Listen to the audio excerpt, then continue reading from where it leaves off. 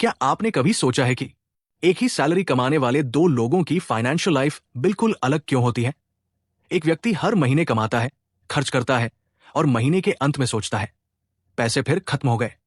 जबकि दूसरा व्यक्ति लगभग उतनी ही इनकम में अपने फ्यूचर के लिए पैसा बचाता है, इन्वेस्ट करता है और धीरे धीरे फाइनेंशियल फ्रीडम की तरफ बढ़ता है। फर्क हमेशा इनकम का नहीं होता, कई बार फर्क होता है माइंडसेट का। क्योंकि गरीब या अमीर होने से पहले इंसान की सोच उसके फाइनेंशियल डिसीजंस को तय करती है। आज की इस ऑडियो बुक स्टाइल समरी में हम बात करेंगे मिडिल क्लास माइंडसेट की 10 गलतियां। ये किसी मिडिल क्लास व्यक्ति को छोटा दिखाने की कोशिश नहीं है, बल्कि इसका मकसद है उन फाइनेंशियल हैबिट्स और सोच को पहचानना जो अच्छी इनकम होने के बावजूद हमें वेल्थ बनाने से रोक सकती है। हो सकता है इनमें से कुछ गलतियां आप भी करते हो, और अगर ऐसा है तो चिंता मत कीजिए, क्योंकि जिस गलती को हम पहचान लेते हैं उसे बदलना भी शुरू कर सकते हैं। तो चलिए शुरू करते हैं। गलती नंबर 1, सैलरी को ही वेल्थ समझ लेना। मिडिल क्लास माइंडसेट की सबसे बड़ी गलतियों में से एक है, मेरी सैलरी जितनी ज्यादा होगी मैं उतना अमीर हो जाऊंगा। लेकिन सैलरी और वेल्थ दो अलग अलग चीजें हैं। सैलरी वो पैसा है जो आपकी मेहनत के बदले आता है। वेल्थ वह है जो आपकी मेहनत के अलावा भी आपके लिए काम करता है। मान लीजिए दो लोगों की सैलरी 1 लाख रुपए प्रति महीना है। पहला व्यक्ति पूरा पैसा लाइफस्टाइल में खर्च करता है, महंगी कार, बड़ा फोन, ब्रांडेड कपड़े, बाहर खाना, वीकेंड ट्रिप्स, और महीने के अंत में उसके पास बचता है शायद 5,000 रुपए या 10,000 रुपए। दूसरा व्यक्ति भी 1 लाख रुपए कमाता है, लेकिन वह अपने खर्च को कंट्रोल करता है। मान लीजिए वो 60,000 रुपए खर्च करता है और 40,000 रुपए बचाकर इन्वेस्ट करता है। कुछ साल बाद दोनों की सैलरी समान हो सकती है, लेकिन उनकी फाइनेंशियल पोजीशन बिल्कुल अलग होगी। क्यों?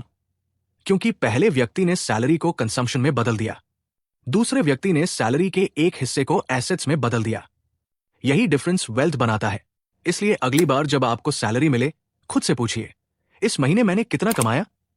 के साथ एक और सवाल पूछिए, इस महीने मैंने कितना वेल्थ बनाया? यही सवाल आपकी फाइनेंशियल जर्नी बदल सकता है। गलती नंबर 2, इनकम बढ़ते ही लाइफस्टाइल बढ़ा देना। इसे कहते हैं लाइफस्टाइल इन्फ्लेशन। जब इनकम बढ़ती है तो हमारी जरूरतें अक्सर नहीं बढ़ती, लेकिन हमारी इच्छाएं बढ़ जाती हैं। पहले 40,000 रुपए सैलरी थी, छोटा फोन ठीक था। 60,000 रुपए सैलरी हुई, अब नया स्मार्टफोन चाहिए। 1 लाख रुपए सैलरी हुई, अब कार अपग्रेड करनी है। 2 लाख रुपए सैलरी हुई, अब बड़ा घर चाहिए। फिर एक्सपेंसिव हॉलिडेज, फिर प्रीमियम गैजेट्स, और धीरे धीरे इनकम बढ़ती रहती है, लेकिन सेविंग्स का परसेंटेज लगभग वही रहता है। कई लोग 50,000 रुपए में परेशान थे, 1 लाख रुपए कमाने के बाद भी परेशान हैं, 2 लाख रुपए कमाने के बाद भी कहते हैं, यार पैसे बचते ही नहीं। क्यों? क्योंकि इनकम बढ़ी, लेकिन लाइफस्टाइल उससे भी तेज बढ़ गया। इसका सलूशन क्या है? इनकम बढ़ने पर पूरा लाइफस्टाइल अपग्रेड मत कीजिए। मान लीजिए आपकी इनकम 20,000 रुपए बढ़ी, तो पूरा 20,000 रुपए खर्च करने के बजाय कुछ हिस्सा लाइफस्टाइल के लिए रखें, कुछ हिस्सा इमरजेंसी फंड के लिए और बाकी इन्वेस्टमेंट के लिए। याद रखिए, इनकम बढ़ने का सबसे बड़ा फायदा यह नहीं होना चाहिए कि आप ज्यादा खर्च कर सकें। सबसे बड़ा फायदा यह होना चाहिए कि आपकी फाइनेंशियल फ्रीडम तेजी से बढ़े। गलती नंबर 3, दिखावे के लिए खर्च करना। हम इंसान हैं, हमें दूसरों की राय की चिंता होती है, लेकिन यही चीज फाइनेंशियल लाइफ को नुकसान पहुंचा सकती है। कई लोग ऐसी चीजें खरीदते हैं जिनकी उन्हें जरूरत नहीं होती, सिर्फ इसलिए क्योंकि वे दूसरों को दिखाना चाहते हैं कि मैं भी सफल हूं। महंगी कार, महंगा phone, luxury watch, designer clothes, बड़े बड़े रेस्टोरेंट्स। लेकिन सवाल यह है, क्या आप वास्तव में वेल्दी हैं या सिर्फ वेल्दी दिख रहे हैं? एक बहुत महत्वपूर्ण बात याद रखिए, रिच दिखना और रिच होना दो अलग अलग चीजें। रिच दिखने वाला व्यक्ति अपना पैसा ऐसी चीजों में लगा सकता है जो उसकी फाइनेंशियल पोजीशन को मजबूत नहीं करती, लेकिन वेल्दी व्यक्ति अपना पैसा एसेट्स में लगा सकता है। उदाहरण के लिए 10 लाख रुपए की कार आपको स्टेटस दे सकती है, लेकिन वही 10 लाख रुपए अगर प्रोडक्टिव एसेट में इन्वेस्ट किए जाए तो समय के साथ वेल्थ बनाने में मदद कर सकते हैं। इसका मतलब यह नहीं कि कार मत खरीदिए या अच्छी चीजें मत इस्तेमाल कीजिए, बिल्कुल कीजिए, लेकिन सवाल होना चाहिए, क्या मैं ये चीज अफोर्ड करता हूं? और उससे भी महत्वपूर्ण, क्या इसे खरीदने के बाद भी मेरी फाइनेंशियल हेल्थ मजबूत रहेगी? अगर जवाब हाँ है तो एंजॉय कीजिए, अगर जवाब नहीं है तो सिर्फ दिखावे के लिए फाइनेंशियल प्रेशर मत लीजिए। गलती नंबर 4, सेविंग को इन्वेस्टमेंट समझ लेना। हमारे घरों में अक्सर बचपन से एक बात सिखाई जाती है, पैसे बचाओ। ये अच्छी सलाह है, लेकिन सिर्फ पैसा बचाना पर्याप्त नहीं है, क्योंकि समय के साथ इन्फ्लेशन आपके पैसे की परचेसिंग पावर को कम कर सकता है।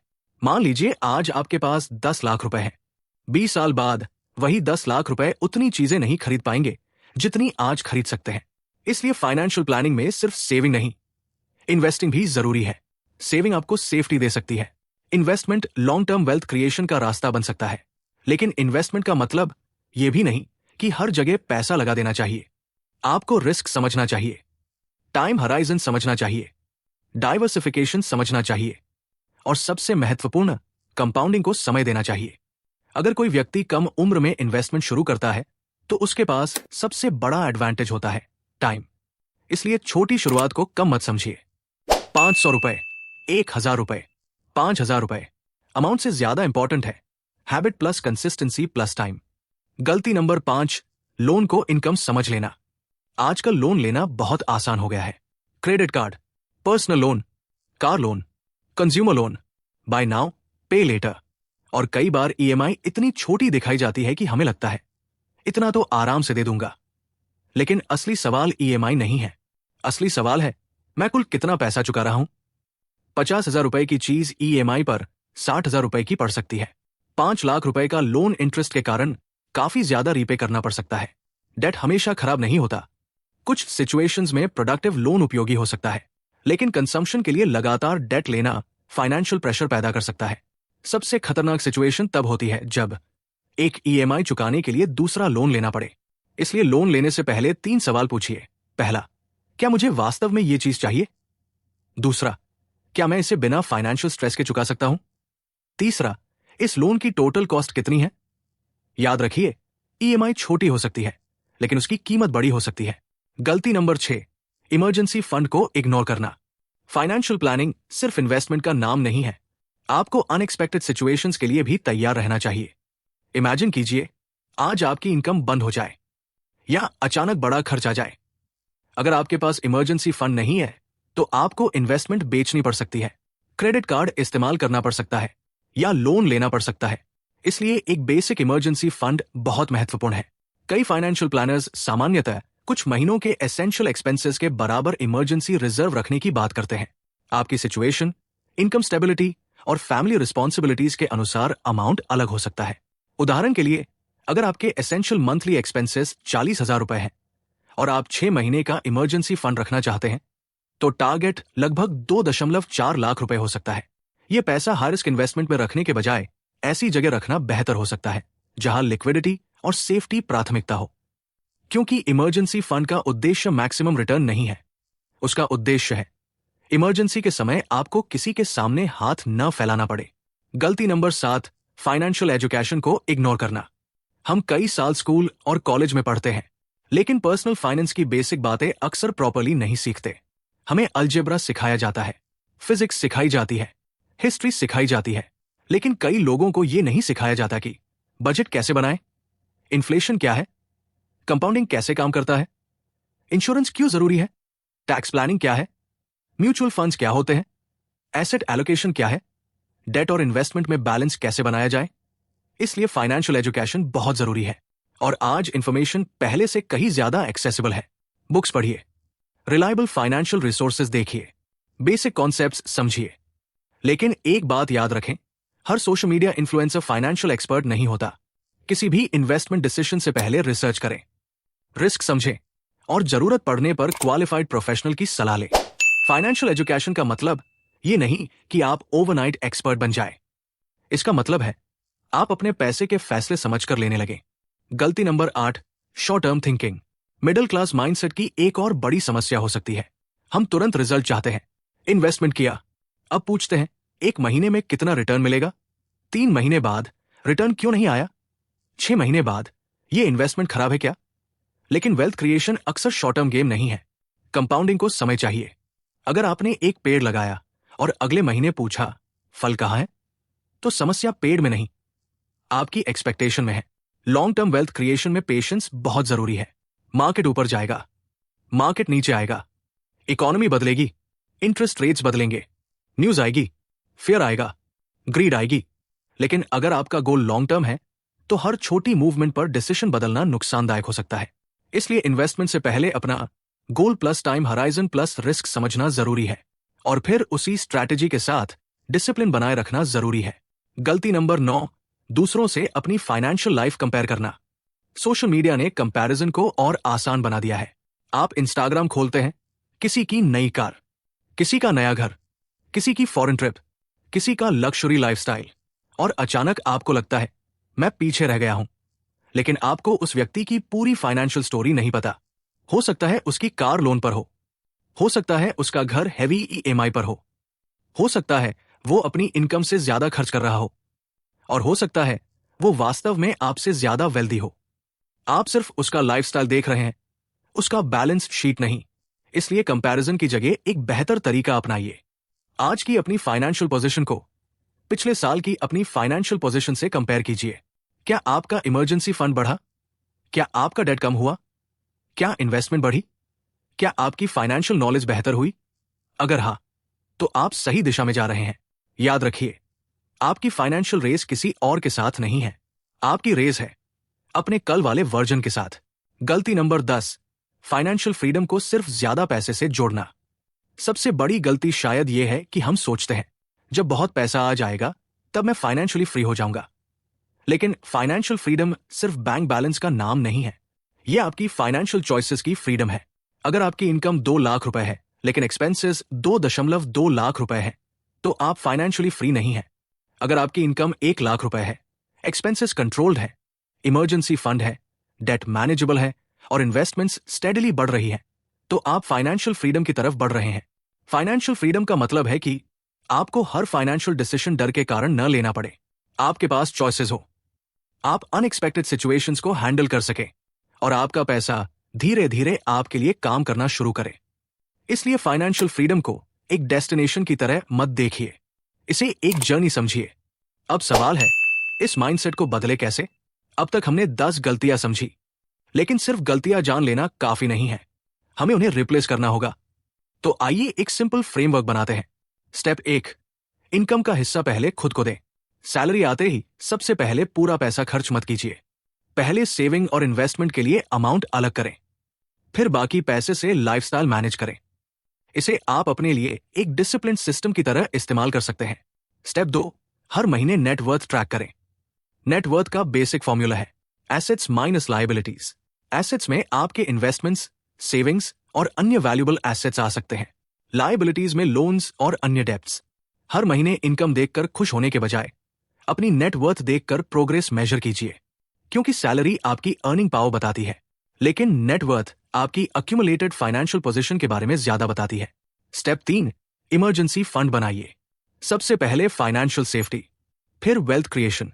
अपने एसेंशियल एक्सपेंसेस के हिसाब से इमरजेंसी रिजर्व का लक्ष्य बनाइए और इसे आसानी से एक्सेसिबल तथा रिलेटिवली सेफ प्लेस पर रखें।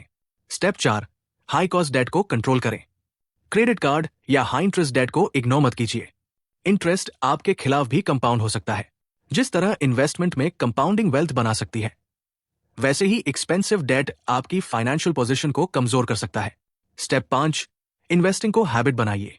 इन्वेस्टमेंट को एक्साइटमेंट नहीं, हैबिट बनाइए। हर महीने एक डिसिप्लिन्ड अमाउंट इन्वेस्ट करें। अपने गोल्स के हिसाब से एसेट एलोकेशन तय करें, डाइवर्सिफिकेशन रखें और मार्केट के शॉर्ट टर्म नॉइज को लॉन्ग टर्म प्लान पर हावी न होने दें। एक छोटा सा उदाहरण, मान लीजिए राहुल और अमित दोनों 80,000 रुपए प्रति महीने कमाते हैं।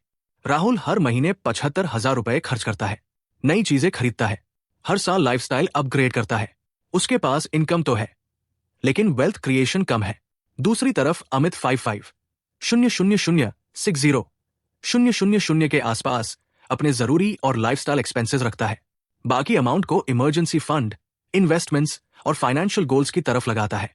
कुछ वर्षों बाद शायद राहुल के पास ज्यादा एक्सपेंसिव चीजें हों, लेकिन अमित के पास financial assets plus emergency reserve plus lower financial stress plus better future हो सकती है। यही डिफरेंस है लाइफस्टाइल और वेल्थ में। मिडिल क्लास माइंडसेट बदलने का सबसे बड़ा फॉर्मूला, अगर इस पूरी ऑडियो बुक को एक सिंपल फॉर्मूला में बदलना हो तो वो होगा, कमाई बढ़ाओ, लेकिन सिर्फ कमाई बढ़ाना पर्याप्त नहीं। खर्च को कंट्रोल करो, फिर बचत करो, फिर समझदारी से इन्वेस्ट करो, फिर समय दो, और सबसे महत्वपूर्ण, डिसिप्लिन बनाए रखो। यही वेल्थ क्रिएशन का प्रैक्टिकल फाउंडेशन है। अंतिम संदेश, दोस्तों, मिडिल क्लास होना कोई समस्या नहीं है। हर सक्सेसफुल फाइनेंशियल जर्नी की शुरुआत कहीं ना कहीं से होती है। समस्या तब शुरू होती है जब हम अपनी फाइनेंशियल हैबिट्स को बदलने के लिए तैयार नहीं होते। अगर आज आपकी इनकम छोटी है तो छोटी शुरुआत कीजिए। अगर सेविंग्स कम है तो परसेंटेज बढ़ाइए। अगर इन्वेस्टमेंट का नॉलेज कम है तो सीखना शुरू कीजिए। अगर डेट है तो धीरे धीरे उसे कंट्रोल करने की स्ट्रैटेजी बनाइए। और अगर आज तक फाइनेंशियल प्लानिंग नहीं की तो आज से शुरू कीजिए, क्योंकि वेल्थ बनाने के लिए हमेशा बड़ी सैलरी की जरूरत नहीं होती। कई बार जरूरत होती है सही सोच की।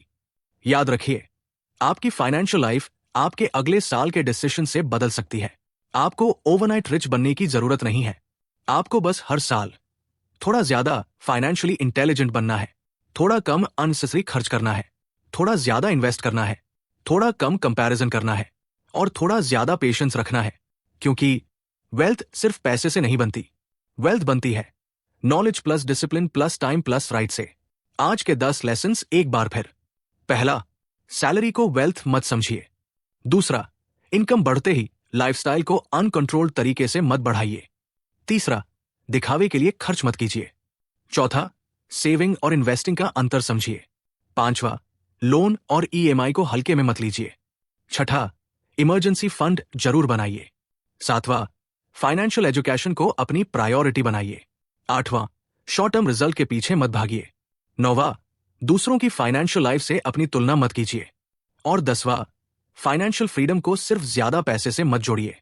अब आखिरी बार खुद से एक सवाल पूछिए, अगर मेरी इनकम अगले 5 साल तक बिल्कुल नहीं बढ़ी तो क्या मेरी फाइनेंशियल कंडीशन फिर भी बेहतर हो सकती है? अगर आपका जवाब है हाँ, तो आप सही दिशा में हैं। क्योंकि वेल्थ क्रिएशन सिर्फ ज्यादा कमाने का खेल नहीं है, ये सही तरीके से कमाने, बचाने, इन्वेस्ट करने और समय देने का खेल है। आज से एक छोटा डिसीजन लीजिए, एक अननेसेसरी खर्च कम कीजिए, एक फाइनेंशियल कॉन्सेप्ट सीखिए, एक इन्वेस्टमेंट गोल लिखिए, एक डेट रिडक्शन प्लान बनाइए और अपने फ्यूचर सेल्फ को मजबूत बनाना शुरू कीजिए। याद रखिए, अमीर बनने की शुरुआत आपके बैंक अकाउंट से नहीं, आपकी सोच से होती है। दोस्तों, अगर आपको मिडिल क्लास माइंडसेट की 10 गलतियां वाली ये ऑडियो बुक स्टाइल समरी पसंद आई हो और आपको इससे कुछ नया सीखने को मिला हो तो वीडियो को लाइक जरूर करें, अपने दोस्तों और परिवार के साथ शेयर करें, ताकि ज्यादा से ज्यादा लोग पर्सनल फाइनेंस और वेल्थ क्रिएशन के बारे में जागरूक हो सकें। और अगर आप ऐसी ही फाइनेंस, इन्वेस्टमेंट, मनी माइंडसेट और बेस्ट फाइनेंशियल बुक्स की हिंदी ऑडियो समरीज सुनना चाहते हैं तो हमारे YouTube channel RKC finance wealth hub को सब्सक्राइब जरूर करें। याद रखिए, पैसा कमाना जरूरी है, लेकिन पैसे को सही तरीके से मैनेज करना उससे भी ज्यादा जरूरी है। फिर मिलेंगे एक नई फाइनेंशियल ऑडियो बुक समरी के साथ। तब तक सीखते रहिए, इन्वेस्टिंग को समझते रहिए और अपने फाइनेंशियल फ्यूचर को मजबूत बनाते रहिए। धन्यवाद।